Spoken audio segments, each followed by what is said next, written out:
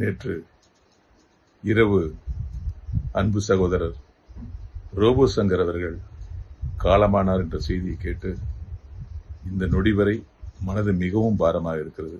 தனிப்பட்ட முறையில் எனக்கு அவர் நண்பர் மட்டுமல்ல, ஒரு சகோதரர் போல அண்ணே அண்ணே அண்ணே என்று கடந்த 10-15 ஆண்டுகளாக என்னை அன்போடு அழைப்பவர்.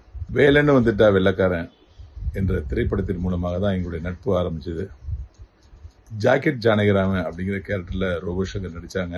அதில் நான் ஒரு மினிஸ்டருடைய மாமா பையனா நடிச்சிருந்தேன். அந்த அன்னைக்கு காலையில் 6 மணி அப்படிங்கிற காமெடி இந்தியா முழுக்க பிரபலம், மொழி மாற்றம் செய்யப்பட்டு தமிழகத்தில் மட்டுமல்ல இந்தியா முழுக்க பிரபலமான ஒரு மிகப்பெரிய காமெடி. அன்னைக்கு காலையில கோழி கொக்கரக்கோன்னு கோவிச்சு என் பொண்டாட்டி தலைநறையா மல்லிகை புஷ்பம் வந்து எழுப்பினா அப்படின்னு அவர் பேசும்போது நான் கொடுக்குற அந்த டென்ஷன் ரியாக்ஷன்ல அந்த காமெடி ஒரு மிகப்பெரிய வெற்றியை பெற்றுச்சு. சொன்னதே திரும்ப திரும்ப சொல்லுவார் ரோபோ சங்கர் அவர்கள். நான் அதுக்கு வேற வேற ரியாக்ஷன் கொடுத்து பக்கத்தில் சூரிய அவர்கள் வந்து அற்புதமா நடிச்சு அந்த காமெடி இன்னைக்கும் ட்ரெண்டா இருக்கு, என்னைக்குமே ட்ரெண்டா இருக்கும். கவுண்டமணி எனக்கு ஒரு கரகாட்டக்காரன் காமெடி மாதிரி எனக்கு அமைஞ்ச ஒரு காமெடி. எனக்கல்ல, எனக்கும் மறைந்த ரோபோ சங்கர் அவர்களுக்கும் சூரி சார் அவர்களுக்கும் பாவா லட்சுமணன் அவர்களுக்கும் இயக்குனர் திருமாவளவன் அவர்களுக்கும் இணைந்தே அமைந்த ஒரு நல்ல காமெடி. எல்லாரும் ரோபோ சங்கர் இறந்துட்டாங்கன்னு சொல்றாங்க. தமிழ் திரையுலகம் உள்ள வரை இந்த காமெடி வந்து என்றுமே வயிறு குடுங்க சிரிக்க வைக்கிற ஒரு காமெடியா இருக்கும். அப்பொழுதெல்லாம் ரோபோ சங்கரை இந்த தமிழ் சமூகம் நினைவு கூர்ந்து கொண்டே இருக்கும். இவ்வளவு நாள் அந்த காமெடியை நம்ம பார்க்கும்போது ரோபோ சங்கர் நம்மோடு இருக்கிறார் அப்படிங்கிறதுல சிரிச்சு பார்த்தோம். இனிமே அந்த காமெடியை அவர் இறந்ததுக்கு அப்புறம் அந்த காமெடியை எப்படி பார்க்க போறோம் அப்படிங்கிறத நினைச்சாதான் எனக்கு உண்மையிலேயே மனசு கலங்குது. ஏன்னா என்னுடைய வாழ்க்கையிலும் சரி அவருடைய வாழ்க்கையிலும் சரி மிகப்பெரிய திருப்புமுனையை ஏற்படுத்தி இன்று வரை சென்ற இடமெல்லாம் அந்த காமெடியை சொல்லி சிலாய்க்காதவங்க யாருமே கிடையாது. இன்னைக்கு அந்த காமெடியில் நடிக்கும் போது நடிச்ச அனுபவங்களை யோசிச்சு பார்க்கும்போது அந்த 2 தினம் அந்த சூரியன் நடந்துச்சு. அந்த 2 தினமும் ரோபோ சங்கர் தன்னை ஒரு ஞாபக மருதி மனிதனாகவே மாற்றிக்கொண்டார். 2 நாள் அப்படியே அதே வாழ்ந்துகிட்டே இருந்தாரு. என்னடா இவர் இவ்வளவு தூரம் ஹோம்ஒர்க் பண்ணி பண்றாரு, நமக்கு டயலாக் கம்மியா இருக்கு, நம்ம ரியாக்ஷன்ல தான் அதை வின் பண்ண முடியும்னு சொல்லிட்டு டைப்பா ரியாக்ஷன் கொடுத்துட்டே இருப்போம். அப்போ என் ரியாக்ஷன் பார்த்து அவர் சிரிப்பாரு, அவர் ஒரே மாதிரி பேச பார்த்து நாங்க சிரிப்போம். அந்த நினைவுகள் வந்து எங்களுடைய வாழ்நாள் இறுதி வரை வந்துகிட்டே இருக்கும். ரோபோ சங்கர் நம்ம விட்டு பிரிந்தாலும் அவருடைய புகழ் என்னைக்குமே நினைக்கும். பொதுவாக கலைஞனுக்கு மரணம் இல்லைன்னு சொல்லுவாங்க. அந்த வகையில ரோபோ சங்கர் அவர்களுக்கு என்றுமே மரணம் இல்லை. ஒரு அற்புதமான மனிதன், ஓடி ஓடி உழைத்த ஒரு அற்புதமான மனிதன், மனித நேமிக்க ஒரு நல்ல மனிதன். ஒரு நடிகனாக ஒரு கலைஞனாக யார்ட்டையும் பழக மாட்டார், ஒரு சகோதரன் போலவே பழகுவார்.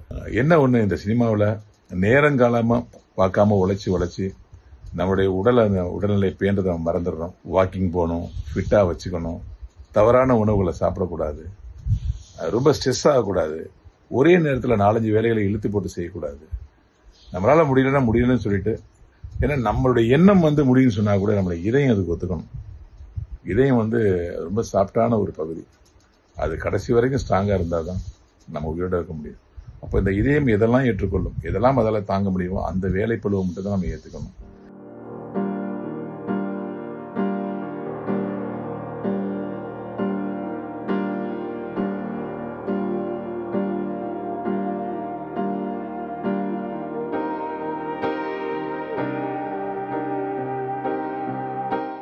ரொம்ப வருத்தமான விஷயம். ஒரு இனிமையான குணம் கொண்ட இனிய ஒரு தம்பி, ஆரம்ப காலத்திலிருந்து அவர் உடலை கட்டுக்கோப்பாக வைத்திருந்து அந்த ரோபோ மாதிரி டான்ஸ் பண்ணும்போதெல்லாம் பார்த்திருக்கிறேன், ரசித்திருக்கிறேன். ஆரம்ப காலத்திலிருந்து அவரோடு நல்ல பழக்கம். அண்ணன் அப்படின்ற வார்த்தைக்கு மறு வார்த்தை பேச மாட்டாப்புல. பொண்ணு குழந்தை, அவருடைய மகள் பெரிய மனித ஆனப்போ அதுக்கெல்லாம் கூட என்னை கூப்பிட்டுருந்தார். ரொம்ப தங்கமான குணம் குடைத்தவர், குணமுடையவர் அவர். உடம்பு சரியில்லாமல் போச்சு. அதுக்கப்புறமா நாங்கள் எல்லோரும் கோவா போயிருந்தோம். அப்போது ரொம்ப மெலிஞ்சு தான் காணப்பட்டார். அப்பா அவருடைய மனைவியை அவருடைய மகள் கூடவே இருந்து அவருக்கு எல்லாம் பண்ணி கொடுத்து பணிவிடை பண்ணி பார்த்து கொண்டார்கள். இறந்ததற்கு பிறகு இதுதான் காரணம் அதுதான் காரணம் அப்படின்னு குற்றம் குறை சொல்வதில் அர்த்தமில்லை. அவருடைய நேரம் இந்த பூமியில் வாழ்வதற்கு அவருக்கு விதிக்கப்பட்டிருந்த நேரம் முடிந்திருக்கிறது. அவர் இந்த பிறப்பு போதும் என்று இறைவன் முடிவெடுத்திருக்கிறார். அவருடைய ஆன்மா பிரிந்திருக்கிறது. அவருடைய குடும்பத்தாருக்கு என்னுடைய ஆழ்ந்த இரங்கல்கள். அவருடைய ஆன்மா சாந்தி அடையட்டும். எல்லாம் வல்ல இறைவனுடைய திருவடி நிழலில் அவரது ஆன்மா இளைப்பாறட்டும் அப்படின்னு வேண்டிக்கிறது தவிர வேறு வழி இல்லை. நல்ல ஒரு தம்பியை இழந்திருக்கிறோம். திரையுலகம் ஒரு திறமையான ஒரு நடிகரை இழந்திருக்கிறது. வேறு ஒன்றும் சொல்கிறதுக்கு கிடையாது. அவருக்கு எவ்வளோ உழைப்பு தெரியுமா? ஆரம்பத்துலேருந்து எனக்கு சங்கர் நல்லா தெரியும். ஸ்டேஜ் ப்ரோக்ராம்லேருந்து அவரோட உயரம் மிகப்பெரிய உயரத்துக்கு வந்திருக்காரு. இன்னும் உயரத்துக்கு போயிருக்கணும். ஆனால் நம்மளை விட்டு ரொம்ப உயரத்துக்கு போயிட்டார். ரோபோ அண்ணாவை அவர் ஒரு மேடையில் ரோபோ வேஷம் போடுறதுலேருந்து நல்லா தெரியும். அவரோட இறப்புக்கு அதுவும் ஒரு காரணம் தான். ஏன்னா அவர் அந்த மெட்டாலிக் பெயிண்ட்டை உடம்பு ஃபுல்லாக பூசுவார்.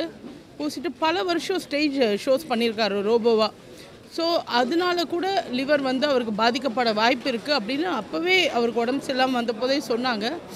பட் அதையும் தாண்டி அவர் ரொம்ப happy person, fun filled person. அவர் வாழ்க்கையை அவர் ஹாப்பியாக வாழ்ந்தார்.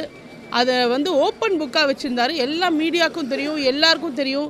அவர் இந்த வீடு கட்டினதுலேருந்து, அவரோட ஆனிவர்சரியிலேருந்து, அவரோட பர்த்டேலேருந்து, அவங்க பொண்ணோட கல்யாணத்துலேருந்து எல்லாமே மீடியாவுக்கு காமிச்சு அவர் அவர் வாழ்க்கையவே மீடியா தான் அப்படின்னு இருந்தார்.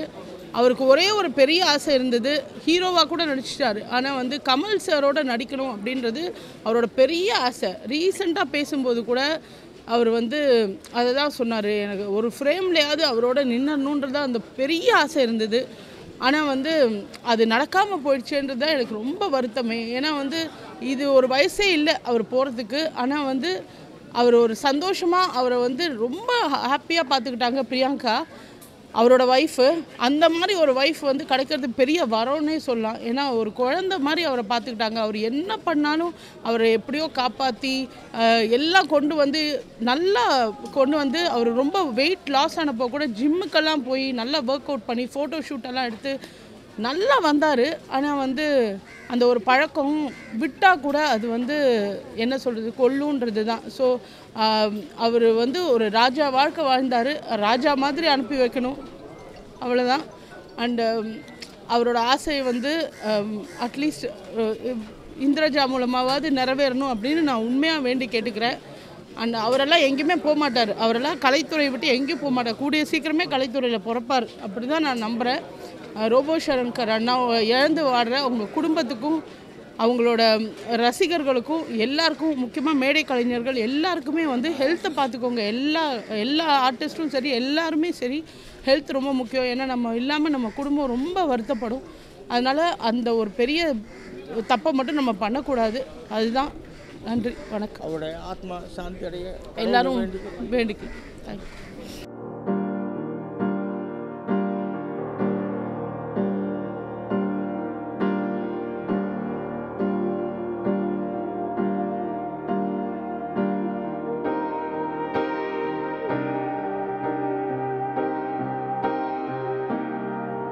ரோபோ சங்கருக்கு முன்னாடி என்னென்னா, அவர் ரோபோவாக இருக்கும்போது இந்த ஸ்டீல் பெயிண்ட்லாம் போட்டு ஸ்டேஜில் நிறையா உடம்பு ஃபுல்லாக ஸ்டீல் பெயிண்ட்டை பூசிட்டு அதை ஷோலாம் பண்ணுவார்.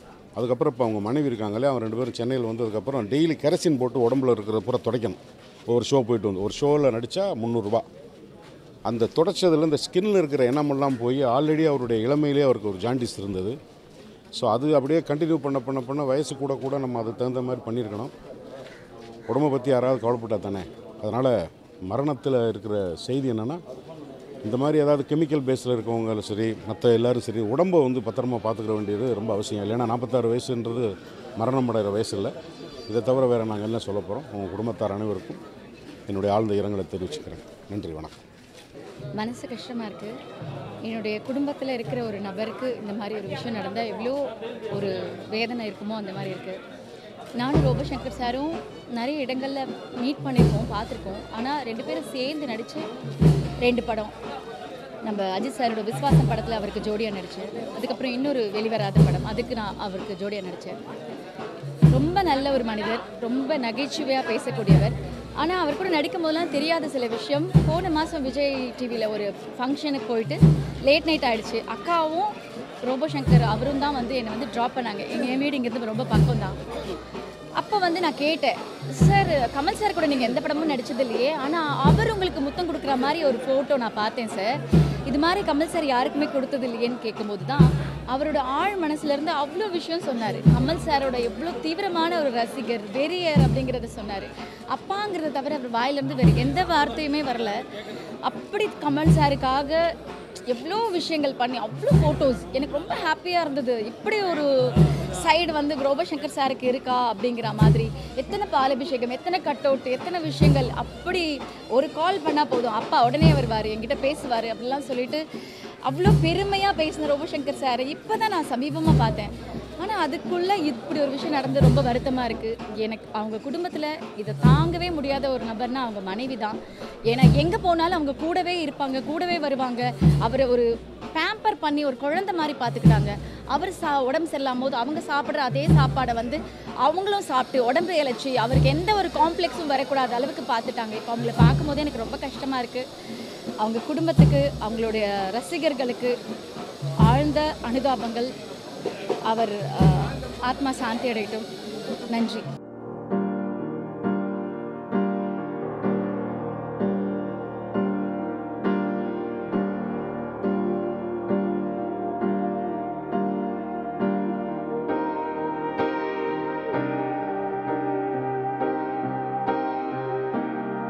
என்னுடைய அன்பு சகோதரர்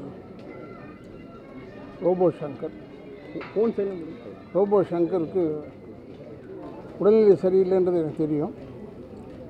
பட் இப்படி ஒரு செய்தி வரும்ன்றது நான் எதிர்பார்க்காத ஒரு செய்தி. ரொம்ப சிறு வயசு. இந்த சுத்தவன்னு எல்லோரும் நல்லவன் சொல்லுவாங்க, அந்த நல்லவன் சொல்லலை நான். அவன் ஏன்னா எல்லாருக்கிட்டையும் அன்பாக தான் இருப்பான். யாருக்கிட்டையும் முறைச்சி பேசி கோவத்தில் பேசுனதாகவே கிடையாது. ரொம்ப ஒரு அன்பான ஒரு இதயம்.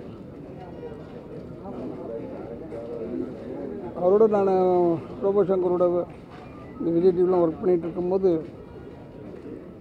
மற்றும் எங்களோட ஒரு படம் செஞ்ச அருள்நிதி அதில் ஹீரோ. அப்போ இவர் செஞ்சார். காமெடினா எக்ஸலண்ட். அதாவது டைமிங் காமெடி நல்லா பண்ணுவாங்க. எப்படி இருந்தாலும் திரையுலகத்திற்கு மட்டுமல்ல, சின்ன திரைக்கும் ஒரு பெரிய loss Robo Shankar. Robo Shankar அவருடைய மறைவு கேள்விப்பட்டு ரொம்ப சங்கடமாக இருந்தது. ஏன்னா எனக்கும் அவருக்கும் நிறையாவே நட்பு உண்டு.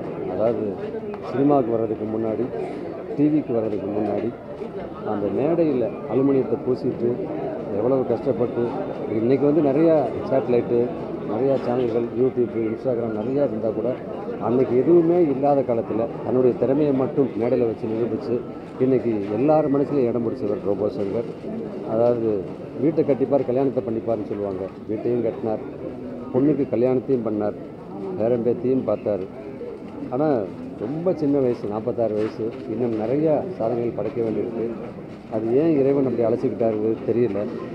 உண்மையிலே ரொம்ப மனசு கஷ்டமாக இருக்குது. அவங்க மனைவிக்கும், பொண்ணுக்கும், மருமகனுக்கும் எப்படி ஆறுதல் சொல்கிறது தெரியல. அவங்க குடும்பத்தார் அனைவருக்கும் எனது மனமார்ந்த ஆழ்ந்த இரங்கலை தெரிவிச்சுக்கிறேன். முதலாக அவர் சினிமாவில் நடித்தது தீபாவளி படம், ரிலீஸ் படம். அது என் கூட தான் ஃபஸ்ட் டைம் சினிமாவில் அவர் நடித்தார். அதே மாதிரி முதலாக எல்லா இடத்துலையும் போகும்போதெல்லாம் சொல்கிற இடத்துலலாம் எனக்கு வையாபுரம் 2000 ரூபா கொடுத்தாரு ப்ரோக்ராம் சொல்லி அப்படின்னு சொல்லும்பொழுது ஃபஸ்ட் டைம், அதாவது நம்ம மேடையில் பார்த்துட்டு ரொம்ப நல்லா பண்ணுறாரு, நிறைய இடத்துல சொல்லுவோமேன்னு சொல்லிட்டு நிறைய இடத்துல அந்த டைமில் நான் நிறைய இடத்துல சொல்லியிருக்கேன், நிறையா ப்ரோக்ராம் பண்ணியிருக்காரு. உண்மையிலே அவர் ஆத்மா சாந்தி அடைய இல்லாமல் இறைவனை வேண்டிக்கிறேன். எங்களுக்கெல்லாம் இனிய நண்பர் ரோபோ சங்கர். யாருமே எதிர்பார்க்கல இப்படி ஒரு இன்ப அதிர்ச்சி கொடுப்பாருன்னு. எனக்கு இவர் பார்த்திங்கன்னா 2000 எனக்கு பழக்கம். இவர் முதல்ல பார்த்திங்கன்னா பூந்தமல்லியில் ஒரு நிகழ்ச்சியில் தான் இவரை சந்திக்கிறேன். இப்போ இருக்காங்களா மனைவி பிரியங்கா, அப்போ வந்து பார்த்தீங்கன்னா அறிமுகப்படுத்துகிறாங்க, இந்த மாதிரி சங்கர், ரோபோ சங்கர், நான் இவரை தான் லவ் பண்ணுறேன், அதனால் வந்து சென்னைக்கு வந்து செட்டில் ஆகிட்டாரு அப்படின்ற மாதிரி சொல்லிட்டு அப்போ தான் நான் பார்த்தேன். அப்போ வந்து பார்த்திங்கன்னா சில்வர் பெயிண்ட்டு போட்டு ரோபோ பண்ணுவார். அப்போ வந்து அதுலேருந்து அப்படியே நிறைய நிகழ்ச்சி நாங்கள் அப்படியே அடிக்கடி சந்திப்போம். காலையில் பார்த்திங்கன்னா 8 மணிக்கு ஃபோன் வரும் எங்கிட்ட லேண்ட்லைன். அப்போ வந்து பண்ணுவார், அண்ணே நான் மதுரையிலேருந்து வந்திருக்கேன், எனக்கு சென்னையில் யாருமே தெரியாது, நீங்கள் எனக்கு நிகழ்ச்சி சொல்லுங்கள் அப்படின்னு சொல்லிட்டு டெய்லி காலையில் 8 மணி ஆனால் கரெக்டாக ஃபோன் பண்ணுவார்.